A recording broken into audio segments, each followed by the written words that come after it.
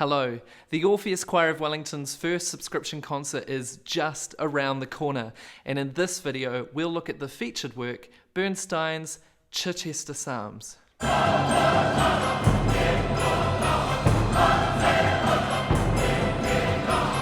Chichester Psalms is a reflection of what it means to be a human being.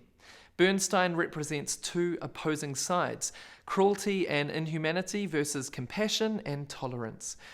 The creation of this work was actually due to a series of fortunate events. In 1965, Bernstein took a sabbatical from his post as music director of the New York Philharmonic to compose a Broadway musical based on Thornton Wilder's The Skin of Our Teeth. Unfortunately, this project fell through. Bernstein writes, "Skin," referencing the musical, "is stalled. Life this agonizing November is a tooth with its skin stripped off. I don't know what I'm writing. I don't even know what I'm not writing. I can't get over Kennedy or Mark," referring to the recent assassination of President Kennedy and the murder of his close friend, composer Mark Blitzstein. Life is a tooth without a skin. It was at this time that the very Reverend Walter Hussey, Dean of the Cathedral of Chichester in Sussex and a big supporter of the arts, wrote to Bernstein asking if he could consider composing a work for the cathedral's 1965 music festival, which united the cathedral choruses of Chichester, Salisbury and Winchester. Hussey expressed that it could be a setting of Psalm 2 and explained he would be delighted if there were a hint of West Side Story about the music.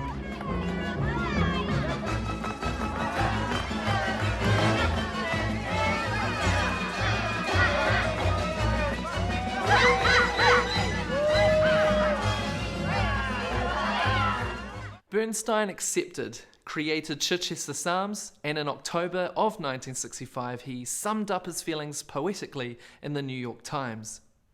"Of time to think as a pure musician and ponder the art of composition.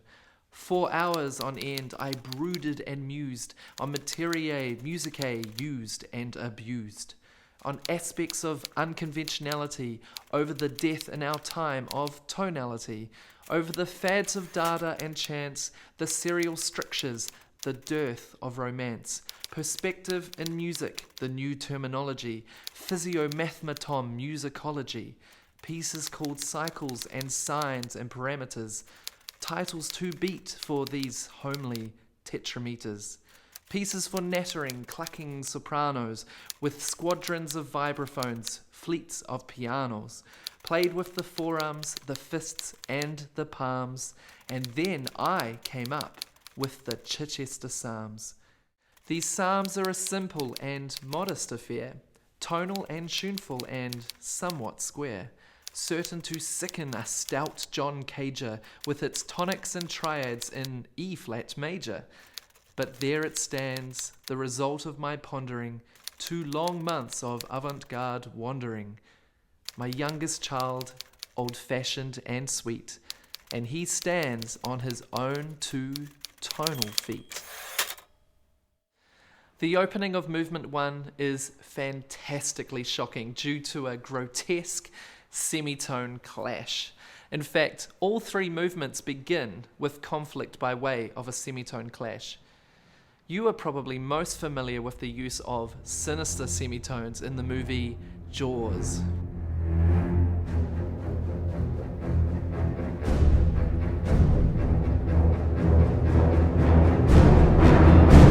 However, those semitones are played beside each other. In each opening here, Bernstein puts his semitones under a simultaneous squash. In Movement 1, the sopranos, altos, and basses sing a B-flat, but not the tenors. They stubbornly embark on an A natural. In Movement 2, with a key signature of A major, Bernstein almost suggests an A major chord in the harp, but the C sharp is omitted and instead replaced with a D sharp that sits a semitone away from the E. Movement 3 begins with 2 consecutive semitone clashes. In fact, the clashing E flat and D swap places. Putting aside the semitone clash, the first movement begins with a striking 5-note theme containing stark leaps like a zing of coffee to awaken the work. Starting on a B flat, then visiting its chordal neighbours F, then E flat, before resolving from A flat to B flat.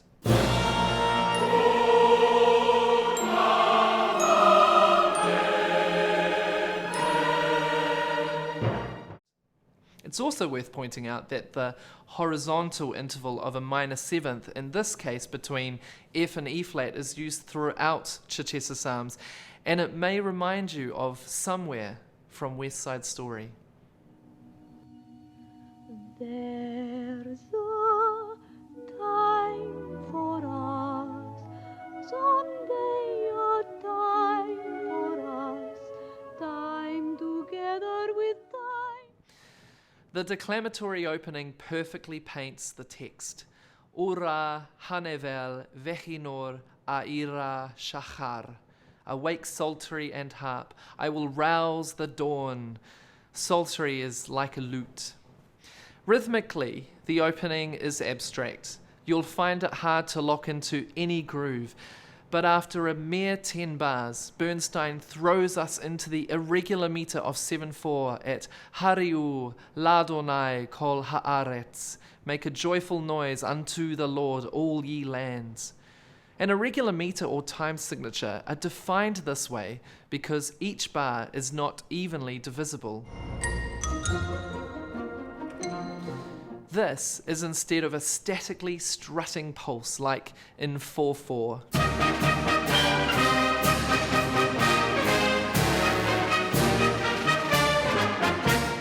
Irregular time signatures inject momentum as they limp and lilt.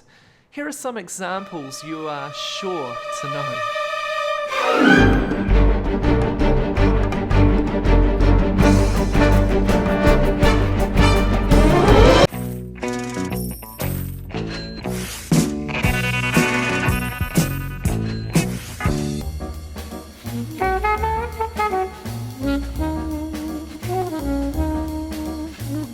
And here is the infectious 7/4 meter used in Chichester Psalms.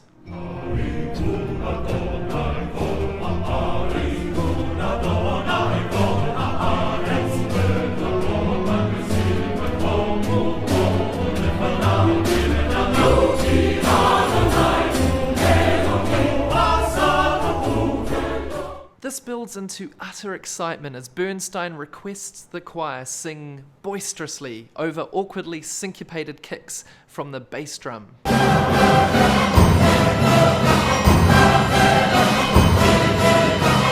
Enter 4 soloists who fleetingly deliver the last lines of Psalm 100.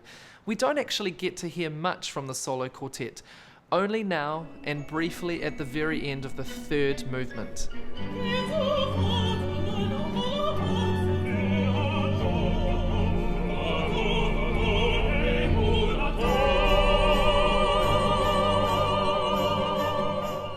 Closing this exuberant, inclusive, and affirmative movement, the chorus joins for an augmented crescendo, topped off by a teasing penultimate pause.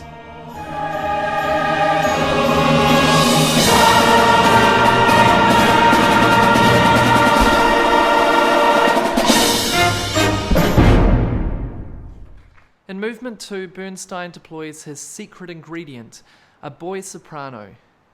I mentioned earlier that Bernstein had begun composing a musical set to the skin of our teeth during his sabbatical. While using some of that fruit, he brings across a theme and simply changes the words. It was then recycled again and added to his previous musical, Peter Pan. Winds may blow and snows may snow. And here is the Chichester Psalms version. Lord, oh,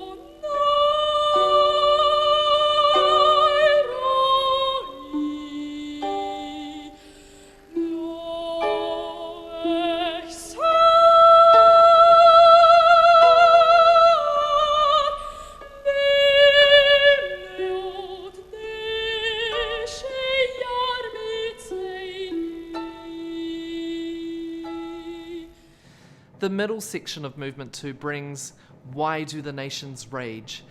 The tenors and basses sing in extremely close canon with incoherent raging.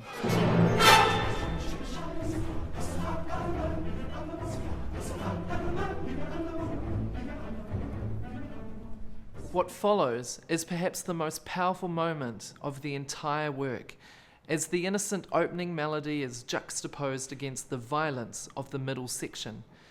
Bernstein instructs the sopranos and altos to sing blissfully unaware of threat.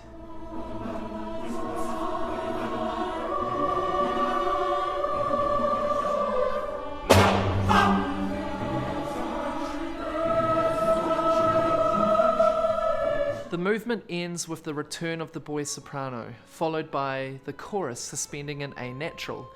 This makes sense, as A is the home note of A major, this movement's key. But underneath, the accompaniment continues to rage in the distant key of C minor, making for an uncomfortably dissonant finish.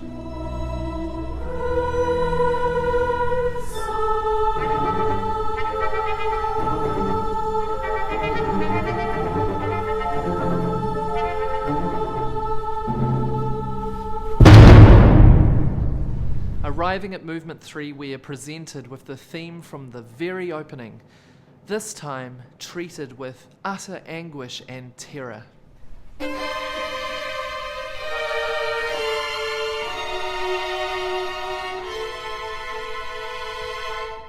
As the music churns chromatically in on itself, it finally allows calm to prevail.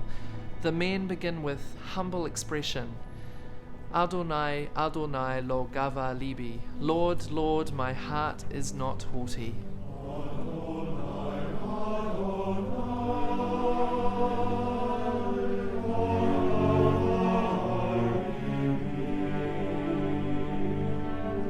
This theme is then handed on to the sopranos and altos, and the solo quartet make one final appearance.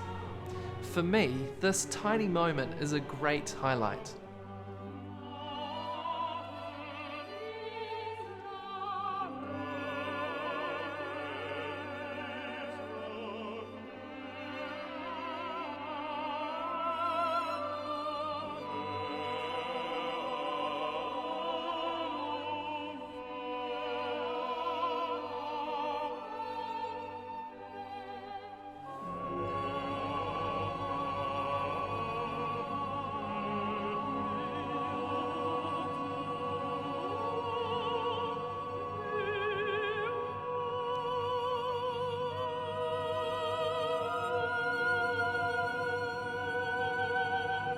Our ears lead us to think that the next soprano note will be the tonic, the home note G.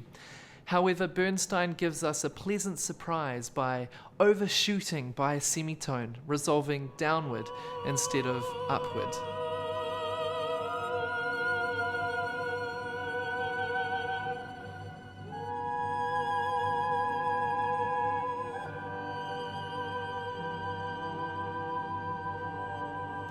And finally, to finish the entire work, he pulls us in by giving us the opening 5-note theme as only a whisper, with no accompaniment.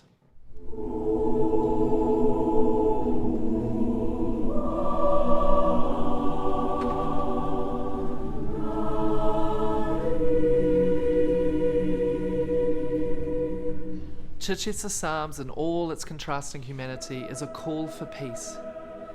Could there be a more apt piece for the world today?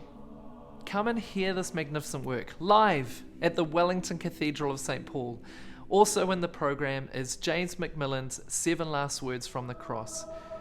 But why stop there? Pay less per concert by ordering a subscription to both our cathedral concerts and hear Mozart's Sparrow Mass and the phenomenal Fauré's Requiem in September.